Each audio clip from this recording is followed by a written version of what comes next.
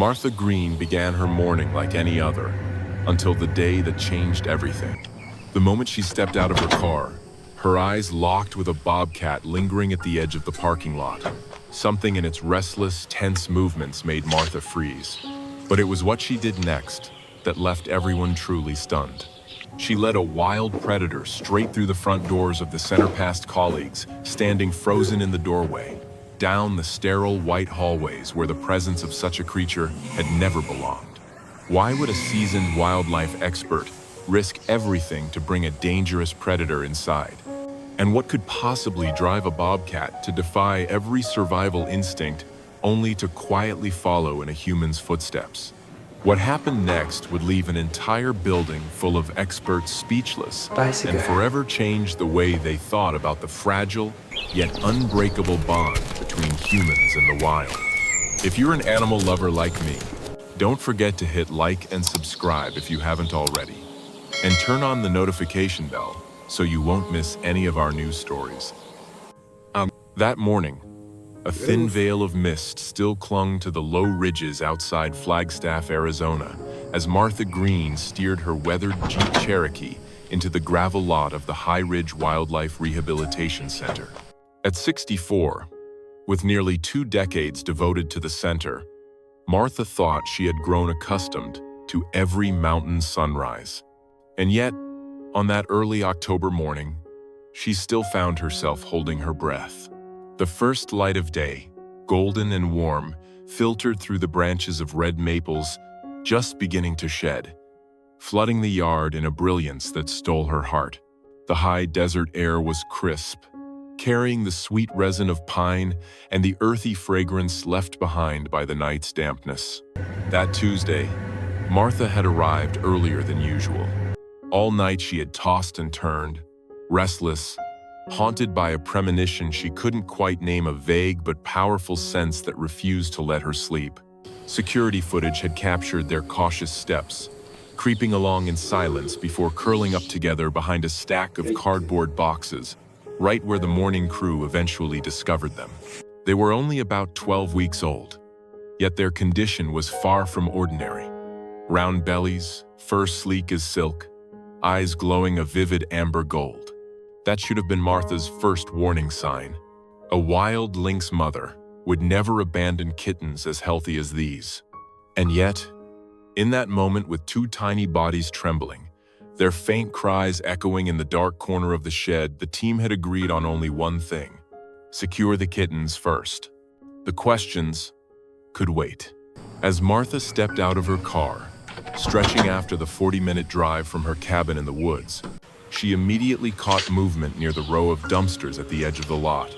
Years of living in the mountains had honed her instincts, that sixth sense that let her tell the difference between the shadow of a wild animal and nothing more than wind-blown trash or shifting branches. She froze, her hand still resting on the car door, eyes locked on the spot. A tawny shape slowly emerged from behind the dumpster, and Martha's breath caught in her throat. A lynx. Female, she guessed, judging by the lean frame and compact but powerful build. But what made Martha's chest tighten wasn't the cat's appearance. It was her behavior. Instead of vanishing back into the tree line, as any wild lynx should at the sight of a human, the cat paced, her movements restless, yet deliberate. She paused every few steps, tilting her head to listen, her black-tipped ears swiveling like radar, then lowered her nose to the ground, following some invisible trail. Martha stood utterly still, unblinking. Decades of experience told her one thing: this was no ordinary encounter. The lynx's body language screamed a single truth: desperation. Not aggressive, not defensive, searching. The lynx let out a soft sound, a short, trembling chirp. Martha recognized it instantly. It was a mother's call to her young. The realization hit her like a blow to the chest. The lynx kittens were in the quarantine room. There was no mistake. This had to be their mother. Slowly, carefully, Martha reached into the canvas bag at her hip. Her fingers brushed against a soft piece of flannel, the same cloth she had once used to wrap the smaller of the two kittens when they were first brought in, the little female who had shivered at nothing more than a human breath. Martha had meant to wash it, but had forgotten it over the weekend. Now, she silently thanked that forgetfulness. Gently, she drew the cloth out and lifted it into the breeze, letting the familiar scent carry. The effect was immediate, like an electric current charging the still air. The lynx's head snapped up, golden eyes locking onto Martha with an intensity that sent a shiver racing down her spine. But in those eyes, there was no aggression, only a desperate hope, as if this was her one last chance. Martha took a slow step backward toward the building. The lynx mirrored her, moving forward. She stepped back again, and the cat followed, always keeping a steady 15 feet of distance between them. It was like an ancient dance predator and human, but infused with an understanding that crossed the boundaries of species. One mother recognizing the anguish of another. As they moved across the gravel lot, Martha's mind raced. She was about to lead a wild lynx into a building full of staff and volunteers. Every safety protocol, every regulation screamed against the thought. But Martha had seen too many wildlife families torn apart, and she knew all too well that a mother lynx could waste away, wandering for the rest of her life in search of her lost young. Orphan kittens, even at 12 weeks old, still needed their mother's lessons, the hunting instincts, the survival skills that only she could teach. The glass doors of the main entrance came into view, catching the bright morning sun across their transparent surface. Through them, Martha caught sight of Emily, the youngest veterinary assistant at the center, seated at the reception desk, absorbed in a stack of paperwork. With her free hand, Martha pulled out her phone and quickly typed into the staff group chat, "Stay calm. I'm bringing in the kitten's mother. Clear the hallway to quarantine room 3. Everything is under control." Through the glass, she saw Emily startle at the buzz of her phone. The young woman glanced down at the message, then lifted her gaze only to see Martha approaching, with a most unexpected companion at her side. To Emily's credit, she didn't scream. She didn't make any rash moves. Instead, she rose slowly from her chair and backed away from the desk, her eyes wide, a mixture of awe and caution. Martha pushed the glass door open with her hip, still holding the flannel so the lynx could keep the scent. The motion sensor held the door wide as the wild visitor hesitated at the threshold, her golden eyes glinting in the morning light. This was the critical moment. To step into a human building, when against every survival instinct a lynx had carried for thousands of generations. Martha could almost feel the battle, playing out in every movement of the animal, the desperate pull to reunite with her young clashing against the fierce instinct to survive. "I know, Mama," Martha whispered, her voice soft but steady. "I know you're scared, but they're here. Your babies are here." Whether it was the steadiness in her tone or the faint breeze carrying the kitten's scent from the cloth, something tipped the balance. The lynx lifted one paw onto the tile, then the other, and at last silently crossed the threshold. The walk down the hallway felt like it lasted hours, though in reality it was less than 30 seconds. Martha was acutely aware of every sound around her. The steady hum of the fluorescent lights, the faint song of birds drifting from the recovery room, the soft pad of lynx paws on the linoleum floor. Faces began appearing in the doorways. Dr. Robert Thompson, the center's veterinarian, Dana from the Raptor program, young Jake, the maintenance supervisor, all stood frozen, stunned by the surreal procession unfolding before their eyes. The door to quarantine room 3 was just ahead. Martha could hear it now, the urgent, high-pitched mews of the kittens who must have caught their mother's scent. The lynx's ears pitched forward, and she let out a chirping call in reply, louder this time, more urgent. Martha's hand trembled slightly as she reached for the handle. This was the moment of truth. Either she was about to witness something extraordinary, or unleash, within 4 enclosed walls, a terrified wild predator ready to defend herself. Martha turned the handle and pushed the door open. What happened next was burned into the memory of everyone who witnessed it.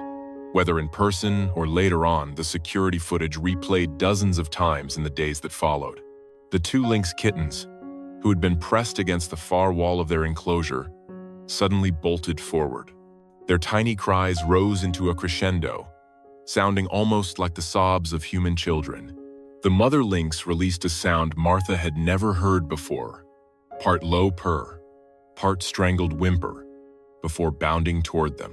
The reunion was nothing graceful or dignified, as one might imagine of such regal creatures. It was chaotic, desperate, and achingly beautiful. The mother nearly collapsed as her kittens hurled themselves at her, their small bodies climbing over one another to press against her chest, even trying to nurse though nearly weaned, simply to reassure themselves she was real. Her rough tongue worked without pause, grooming and caressing them both at once, stopping now and then to sniff them all over, as if checking for any sign of injury.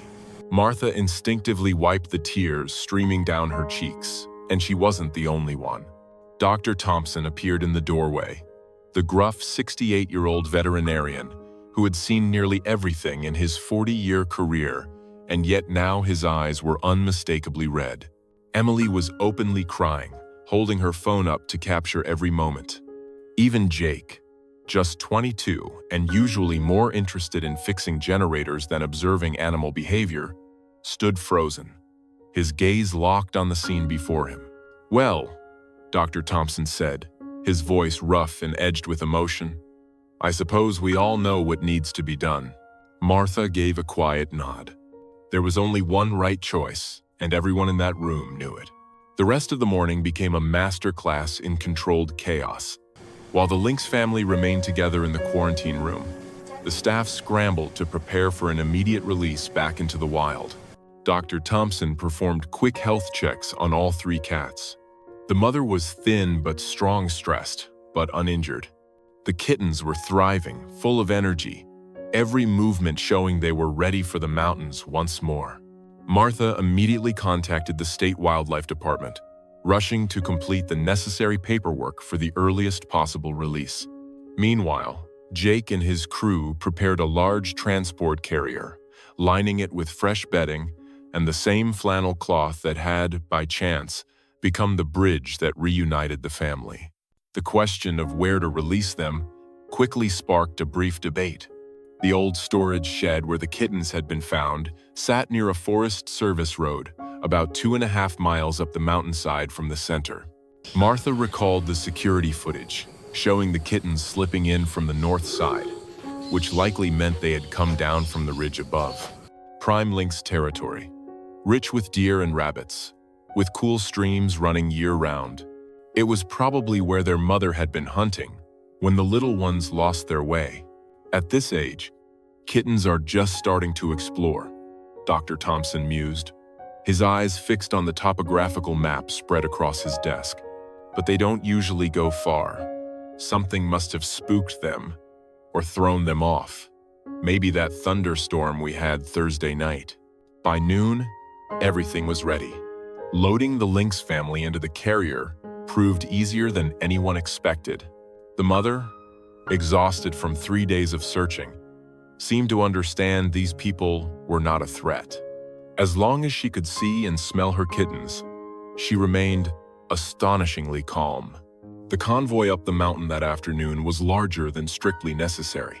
Martha drove the transport van with Dr. Thompson in the passenger seat. Emily followed in an SUV with Dana and 2 volunteers. Even Jake tagged along, insisting he needed to check on that damaged fence section up on the ridge, a pretense that fooled no one. They chose a release site near a natural spring, where game trails converged beneath the shelter of dense forest cover. The afternoon sun slanted through the pines, casting golden patches of light across the leaf-strewn damp forest floor. Martha parked the van, and everyone instinctively stepped back, leaving space as she and Dr. Thompson positioned the carrier to face the trees. "You want to do the honors?" Dr. Thompson asked quietly. Martha nodded, her throat tightening with emotion. She knelt beside the carrier, her hand trembling slightly, as she slowly lifted the door. For a moment, nothing happened.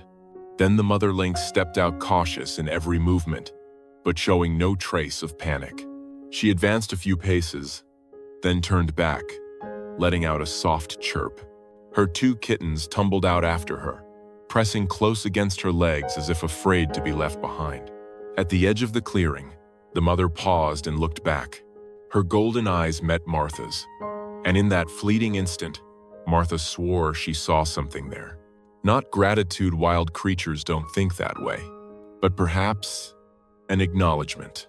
Then the lynx turned and slipped silently into the forest, her kittens bounding close behind. Their spotted coats blended quickly into shadow and undergrowth until they vanished from sight.